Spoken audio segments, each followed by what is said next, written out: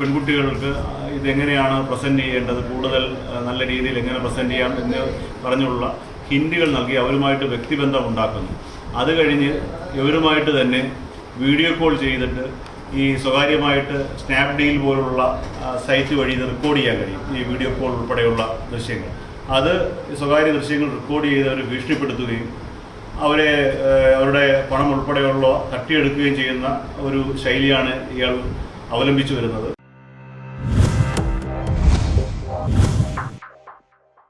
ഏട്ടായിയുടെ കാര്യത്തിൽ ഏകദേശം ഒരു തീരുമാനമായിട്ടുണ്ട് കേട്ടോ. ഇനി ഏട്ടായിയെ കുറിച്ചിട്ട് വേവലാതിയുള്ള ആരെങ്കിലും ഒക്കെ ഉണ്ട് എങ്കിൽ അങ്ങ് തിരുവനന്തപുരം സെൻട്രൽ ജയിലിലേക്ക് പോയി കഴിഞ്ഞാൽ ആളെ കാണാൻ വേണ്ടിയിട്ട് പറ്റും എന്നാണ് എനിക്ക് പറയാനുള്ളത്. ഏട്ടായി ഏട്ടായി എന്ന് പറഞ്ഞ് വിളിച്ചു കൂവിയവരൊക്കെ ഇനിയെങ്കിലും കാര്യങ്ങൾ മനസ്സിലാക്കിയിട്ട് സോഷ്യൽ മീഡിയയിൽ ഇടപെടുക. ഈ വിനീതിനെ കുറിച്ച് പറയുന്ന ഒരു ഓഡിയോ ക്ലിപ്പ് കേട്ടിട്ട് എന്റെ കിളി പോയി നിൽക്കുകയാണ്. 9 മിനിറ്റ് ദൈർഘ്യമുള്ള ഒരു ഓഡിയോ ക്ലിപ്പാണ്. ഞാനത് ഇവിടെ പരസ്യപ്പെടുത്തുന്നില്ല, കാരണം അത്രത്തോളം ഉണ്ട് ഈ വിനീതിനെ കുറിച്ച് പറയാൻ. നമ്മളൊക്കെ കരുതിയതുപോലെ ഒരു 5 or 6 സ്ത്രീകൾ മാത്രമല്ല ഈ വിനീതിന്റെ വലയിൽ പെട്ടിട്ടുള്ളത്. കൂടുതൽ എണ്ണിയാൽ തീരാത്ത സ്ത്രീകളാണ്, വീട്ടമ്മമാരും പെൺകുട്ടികളും അടങ്ങുന്ന ഒരു വലിയ സംഘം തന്നെ ഈ പറയുന്ന വിനീതിനെ വിശ്വസിച്ച് വിനീതിന്റെ കൂടെ പോയിട്ടുണ്ട്. പല രീതി അത് സോഷ്യൽ മീഡിയ വഴിയും അല്ലാതെയും വിനീത് ഇവരെ ഉപയോഗിച്ചിട്ടുണ്ട്. നടുക്കുന്ന വിവരങ്ങളാണ് പുറത്തു വരുന്നത്. വിവാഹം കഴിഞ്ഞ 2 വീട്ടമ്മമാരെ വിനീത് ഉപയോഗിക്കുകയും അവരോട് ചെയ്ത ക്രൂരമായ ദ്രോഹത്തിന്റെ കഥ കേട്ട് ഞെട്ടിയിരിക്കുകയാണ്.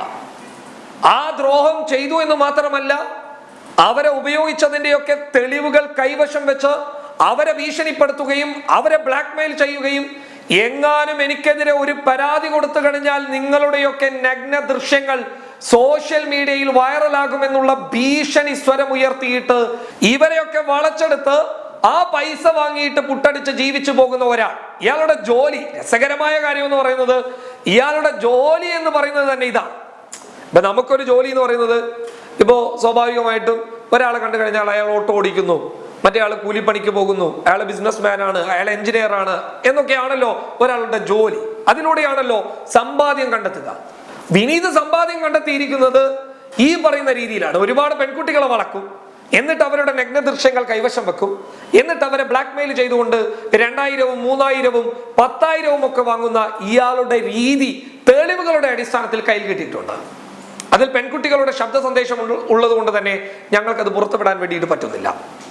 ഇയാള് പെൺകുട്ടികളെ വളക്കുന്ന ഒരു രീതിയുണ്ട്, അത് രസകരമായ രീതിയാണ്.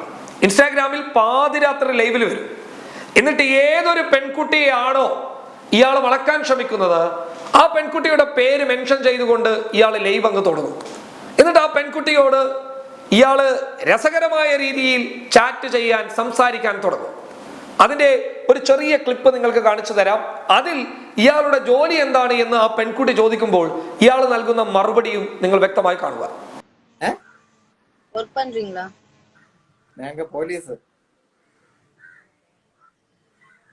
தெரியல, சாரி. தெரியும். எங்க உங்க ஐடென்டிட்டி காட்டுங்க. ஐடென்டிட்டி இங்க கிடையாது. எங்க இன்ஸ்டாகிராம்ல போட்டோ செக் பண்ணு. ஐடென்டிட்டி எங்க? ஐடென்டிட்டி கொண்டு நடക്കാൻ പറ്റുമോ? നിങ്ങൾക്ക് എന്തല്ലേ രാധാകൃഷ്ണേട്ടാ ഇവിടെ പറഞ്ഞേ? ஐடென்டிட்டி காட்டுங்க, நம்புறேன். நாங்க அங்க வரப்போ யூனிஃபார்ம்ல வந்தறேன். ஓகே. நிறைய பேர் யூனிஃபார்ம்ல இருப்பாங்க, நீங்க சொல்லுங்க. ട്രാഫിക് പോലീസ് അതുകൊണ്ട് അങ്ക മെസ്സേജ് അனுப்புறது വായിക്കുക. ഹലോ വിനീതേട്ടാ.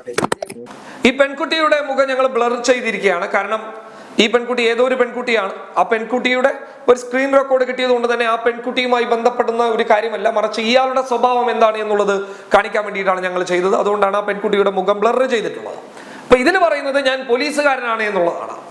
അപ്പൊ എവിടുത്തെ പോലീസുകാരനാണ്, എങ്ങനെയുള്ള കാര്യങ്ങളാണ് എന്നുള്ളതൊക്കെ ഈ പെൺകുട്ടി ചോദിക്കുമ്പോൾ ഞാൻ ഐഡന്റിറ്റി കാർഡൊന്നും കയ്യിൽ വെച്ച് നടക്കാറില്ല, വേണമെങ്കിൽ എന്റെ ഇൻസ്റ്റാഗ്രാമിലെ ഫോട്ടോസ് നോക്കിക്കോളൂ എന്നാണ് പറയുന്നത്. ഇങ്ങനെ തന്ത്രപരമായ രീതിയിൽ ഇടപെട്ട് പെൺകുട്ടികളെ വലയിലാക്കുന്ന ഈ വിരുദ്ധനെ പോലെയുള്ള ഒരുപാട് ആളുകൾ ഇന്ന് സമൂഹത്തിലുണ്ട്. അവരെയൊക്കെ സൂക്ഷിച്ചും കണ്ടും നിങ്ങൾ നോക്കി നിൽക്കുക. അപകടകരമായ വഴിയിലൂടെ ഇവരൊക്കെ സഞ്ചരിക്കുമ്പോൾ നമ്മൾ ഈ വഴിയിലൂടെ കടന്നു പോകാതിരിക്കണമെന്നുണ്ട് എങ്കിൽ ഇന്നു മുതൽ തന്നെ ജാഗ്രത തുടങ്ങേണ്ടതുണ്ട്. വിനീതിനെ കുറിച്ച് കേട്ട കഥകളൊക്കെ പറയാൻ എനിക്ക് സത്യം പറഞ്ഞു കഴിഞ്ഞാൽ ഈ പ്ലാറ്റ്ഫോം എനിക്ക് അതിനു വേണ്ടിയിട്ട് ഉപയോഗിക്കാൻ പറ്റില്ല. കാരണം ഒരുപാട് കഥകൾ അത് പറയുവാണെന്നുണ്ടെങ്കിൽ ഒരുപാട് പറയാനുണ്ട്. അത് ഞാൻ ഈ പ്ലാറ്റ്ഫോം അതിനു വേണ്ടിയിട്ട് ഉപയോഗിക്കുന്നില്ല. നിരവധി പെൺകുട്ടികൾ മതേതരത്വ സ്വഭാവത്തോടു കൂടിയിട്ട് തന്നെ നിരവധി പെൺകുട്ടികളെ ഈ വലയിലേക്ക് കൊണ്ടുവരികയും എല്ലാ മതവിഭാഗങ്ങളിൽപ്പെട്ട ആളുകളെയും ഇത്തരത്തിൽ എത്തിച്ച് അയാളുടെ കാര്യം സാധിച്ചതിന് ശേഷം അവരെ ബ്ലാക്ക്മെയിൽ ചെയ്യുന്നു.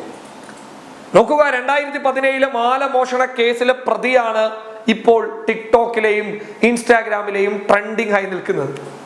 മാലമോഷണ കേസിലെ, റോബറി കേസിലെ പ്രതിയാണ് സോഷ്യൽ മീഡിയയിൽ കിടന്ന് വിലസുന്നുള്ളത്.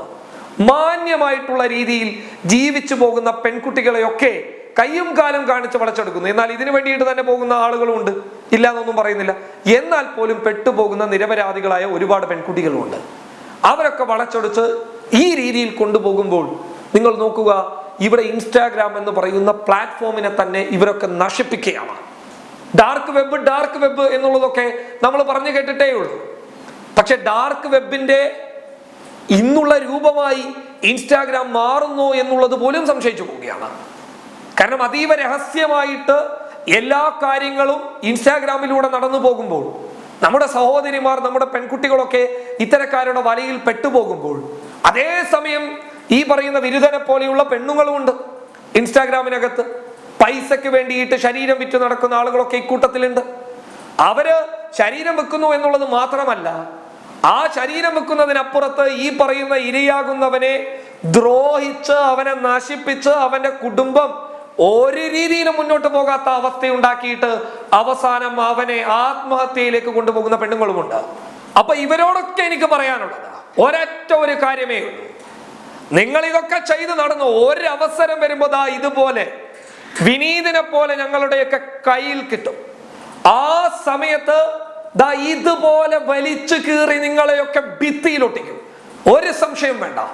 ചതിയന്മാരുടെ റോളണിഞ്ഞ് വേഷമണിഞ്ഞ് ഇൻസ്റ്റാഗ്രാമിലും സോഷ്യൽ മീഡിയ അക്കൗണ്ടുകളിലും പതുങ്ങിയിരിക്കുന്ന നിങ്ങളുടെ ഈ കിരാതമായ പ്രവർത്തനങ്ങളെ, നീചമായ ചെയ്തികളെ തുറന്നു കാണിക്കുമ്പോൾ നിങ്ങളൊക്കെ ഞെട്ടിപ്പോകും. വിനീതിനെ പോലെയുള്ള ഇത്തരത്തിൽ നടത്തുന്ന ആളുകളൊക്കെ ശ്രദ്ധിച്ചിരിക്കുക. സമയവും സാഹചര്യവും വരുമ്പോൾ ഇതുപോലെയുള്ള അവസ്ഥയിൽ നിങ്ങളെയൊക്കെ ഞങ്ങളുടെ കൈവശം കിട്ടും. ആ സമയം ഒരു ദാക്ഷിണ്യവുമില്ലാതെ, ഒരു ദയവുമില്ലാതെ വലിച്ചു കീറി ഭിത്തിയിലൊട്ടിക്കും.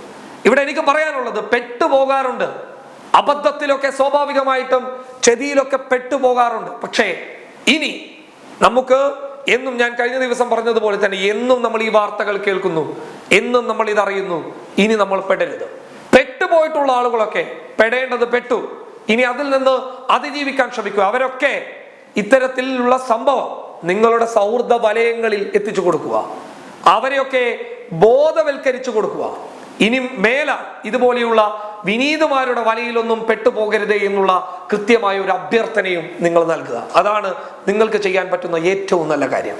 ഇനി കൂടുതലായി നിങ്ങൾക്ക് എന്തെങ്കിലും ചെയ്യണമെന്നുണ്ട് എങ്കിൽ തമ്പാനൂർ പോലീസ് സ്റ്റേഷനിലോ അല്ലെങ്കിൽ നിങ്ങളുമായി ഇയാൾ ഇടപെട്ടു എന്ന് പറയപ്പെടുന്ന പോലീസ് സ്റ്റേഷൻ പരിധിയിലോ വ്യക്തമായ പരാതി കൊടുക്കുക. ആ പരാതിയുടെ മേലിൽ നടപടി ഉണ്ടാകുമ്പോൾ അടുത്ത കാലത്തൊന്നും ഇയാൾ പുറത്തിറങ്ങില്ല. നോക്കുക, ഇവിടെ അന്തസ്സോടെ ജീവിച്ചു പോകുന്ന ഒരുപാട് ആളുകളുണ്ട്, അല്ലെ? എത്രയോ മനുഷ്യരുണ്ട്.